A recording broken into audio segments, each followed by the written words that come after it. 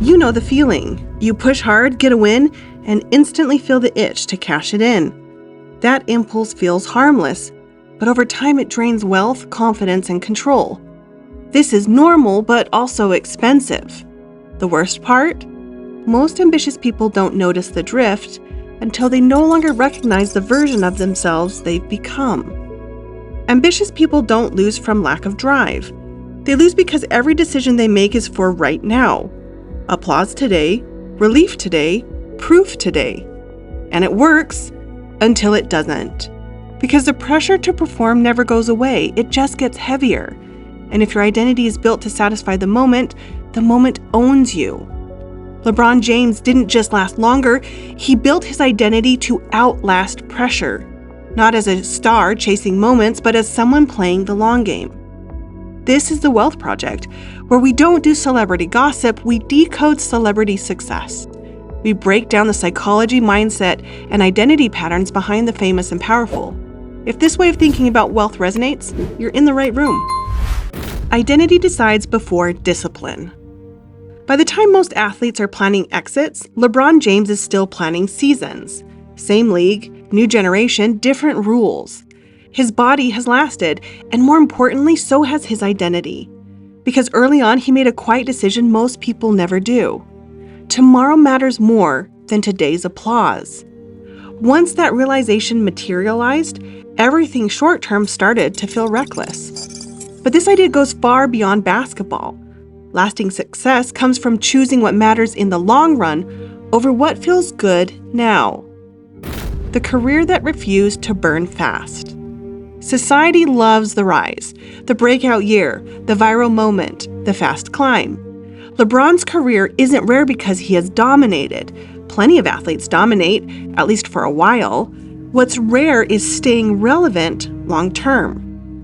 For over 20 years, he has played by a rule most people ignore. Win today, but never at the cost of tomorrow. This is what real success looks like. Just identity holding steady under pressure.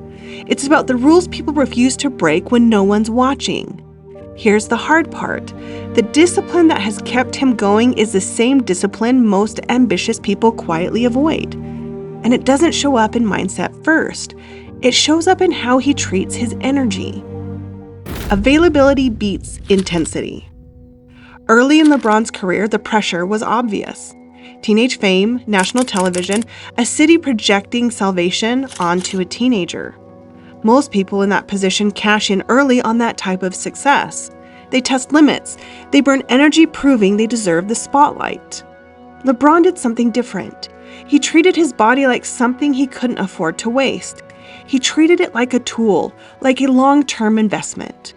While his peers chased spotlights and big plays, he built routines. Sleep, recovery, nutrition, training consistency. No rebellion phase, no chaos window. While others pushed to prove themselves, he played to preserve himself. LeBron wasn't trying to stand out. He was trying to stay in. Not just this season, but the next one, and the one after that. In real time, that kind of decision doesn't look smart. It looks boring, restrictive, almost paranoid. But boring routines are what keep you in the game long after louder players disappear. The ones who last? They're the ones who stay available. Because when your identity is built around your future self, the temptations of the moment lose their attractiveness. Most people think this discipline is about effort, but this kind is different. It's about knowing what to say no to. And once that no becomes part of who you are, it stops feeling like sacrifice. But here's the potential pitfall. The same discipline that protects you can also start to trap you. The trap doesn't show up in routines, it shows up when things get loud. Emotional containment under pressure. As LeBron's success grew, so did the chaos around him. Media cycles, hot takes, legacy debates. Rivalries turned into storylines. Every season felt like a judgment on who he was and what mattered. And this is where high performers crack, not physically, mentally. They start reacting instead of regulating, chasing moments to rewrite headlines, playing louder just to quiet the noise. But LeBron didn't. He didn't play harder to silence critics. He didn't overplay to prove a point. He didn't chase momentum to regain control. He stuck to the plan. Same structure, same rhythm. Here's what most people miss. Reacting burns energy faster than effort. This isn't just composure, it's emotional containment. And it comes from identity, not willpower. You probably know the feeling. When pressure rises, most people push harder. They scramble, react, burn extra energy trying to stay in control. And that's what most people miss. Stability under pressure isn't passive. It's a decision to trust structure over emotion, especially when reacting would feel more satisfying. But staying calm is just the surface. Underneath it, a strategy built to protect the one thing most people spend too casually.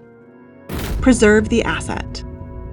Then the proof shows up, the point where theory becomes evidence. LeBron reportedly spends over 7 figures a year on body maintenance, not because he's fragile, because he's strategic. This isn't indulgence, it's how you treat something when you plan to rely on it for a long time. Under pressure, most people cut long-term investments first. Sleep, recovery, health. LeBron did the opposite. He kept investing in what kept him in the game. He reinforced his foundation. That's the mindset shift. Treat tomorrow like it's something you're actively protecting. But that kind of protection comes at a cost, because this level of discipline doesn't just guard the future, it limits your ability to move freely inside the present. There's a trade being made, and most people don't notice it until spontaneity starts to feel like a risk. Control versus freedom. The same identity that protected LeBron's career also created quiet pressure. When everything is tightly managed, there's no room to drift, no room to be careless, no room to just let seasons happen. You're always managing the plan, rarely off duty. But here's the quiet cost. The same protection that keeps you going can turn into tension you don't know how to escape. For most people, it shows up quietly. You're doing everything right, but you're never fully relaxed. Discipline starts to feel less like freedom and more like obligation. It becomes a cage when it exists to control fear. And brittle systems don't break loudly, they crack slowly. Eventually, every long game reaches a moment when control stops being enough. The exit is the test. Late careers test identity the hardest. Aging brings uncertainty, injuries bring inconsistency, and public opinion moves faster than performance. This is where legends crack, not from failure, but from still trying to chase relevance. They tend to borrow from the future just to feel powerful now. LeBron didn't. His public stance on retirement tells the story. Finish on his terms. Leave before decline speaks louder than he does. This is where control ends and trust begins. Not trust in luck, trust in timing. The same identity that builds discipline also knows when to stop. This is where legacies shift, not by winning, but by knowing when to walk away. The final shift. Most people drift into their endings. They don't choose them, and once the drift starts, it's hard to stop. The one who sees it coming, they've been playing a different game the whole time. This isn't about being louder, faster, or more dominant. It's about being the one still standing because you built something that could last. That identity has a name. The builder. It's not the flashy kind, not the one chasing attention, the kind who treats time like the real asset. They don't ask, can I win today? They ask, will I still be here when others aren't? The identity it replaces? The burner. The one who chases moments, reacts to pressure, and trades the future for a little more applause today. If you've ever felt stuck between the urge to prove yourself now and the pull to build something that lasts, this is that moment. You're not lacking ambition, you're guarding a future you haven't fully trusted yet. Where power quietly leaks. Discipline feels heavy when it's just buying time. It feels light when it's building something real. With this mindset, discipline isn't about restriction. It's about building something that lasts. This story was never about LeBron's talent. It was about the identity that made that talent last. And you can build around that rule too. If this way of thinking about wealth resonates, Your next insight with the Wealth Project is right here on your screen.